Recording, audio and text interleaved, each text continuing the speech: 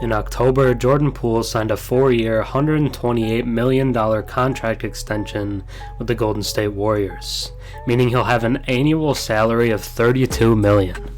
It was clear the team viewed him as one of the stars of the franchise moving forward, and that he was part of the next era of Warriors basketball. And he followed it up with his highest scoring season yet, with 20.4 points per game this season. Yet his percentages took a dip, at just 43% from the field and 34% from three, both well below league average. Yet many were willing to overlook it, but his playoff performance has been the worst we've seen from him, and we can't overlook it anymore. Through 6 first-round games, Poole has put up just 12.7 points per game, on atrocious 34% from the field and 24% from three. Simply put, he's been awful. His shot selection has been porous, he's had some dumb turnovers, and he's getting burnt defensively. His minutes have dropped by almost 7 per game, as it's been clear he's nearly unplayable. There are many online now saying that he's just not even a good basketball player, and a guy like Austin Reaves on the Lakers is now clearly a better player than the Warriors' $128 million man. The Golden State Warriors have a Jordan Poole problem. Now let's take a deeper look at JP3's first-round struggles. Before we get into the concerning first-round play of Jordan Poole, if you enjoy my content and watch a few videos of mine, think about subscribing. 96% of my viewers are actually not subscribed, so if you watched me before and enjoy the content, drop a sub and comment down below. It really helps the channel. Jordan Poole saw a wide-open driving lane, strode into the key, and leapt for a one-handed dunk. This should have been a cathartic moment.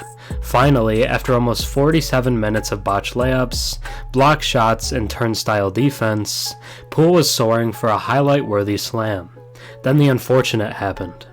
Unable to reach the rim, he changed plans mid-air, trying to loft in a floater that clanged off back iron.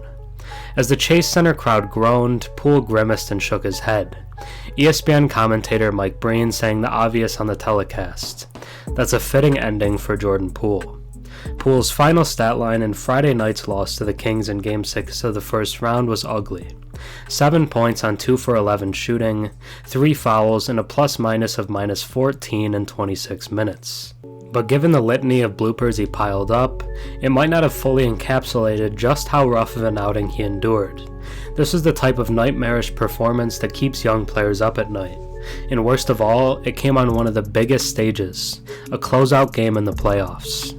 During the Golden State Warriors post-game news conferences, head coach Steve Kerr and several players took turns offering support for Poole, the 23-year-old guard who parlayed a breakout year into a $140 million contract. But no amount of goodwill can stop that extension, which takes effect next season, from raising expectations for Poole. Whenever he plays poorly, chatter about him being overpaid or overrated only amplifies.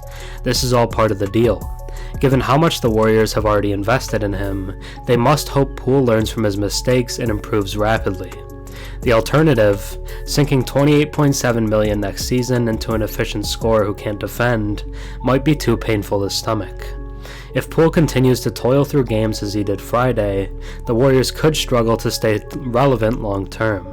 That huge 4-year extension came with the implication that he will become the team's leader once the 35-year-old Stephen Curry retires. Should Poole end up being more Monte Ellis than Klay Thompson, the Warriors could have a rough time recovering financially. That is, if they even keep him on the roster next season. A payroll crunch should force Warriors management to part with a big salary this summer.